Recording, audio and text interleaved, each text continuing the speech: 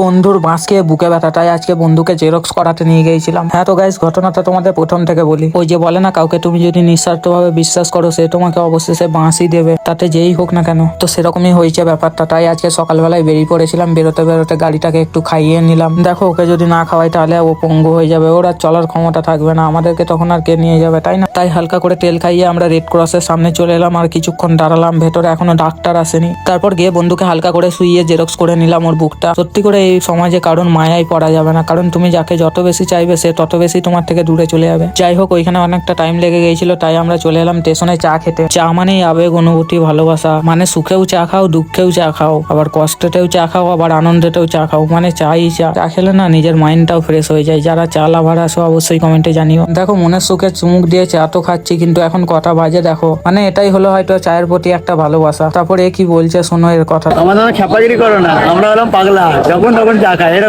এখন বাজে দুপুরে একটা, এখন চা খাচ্ছি।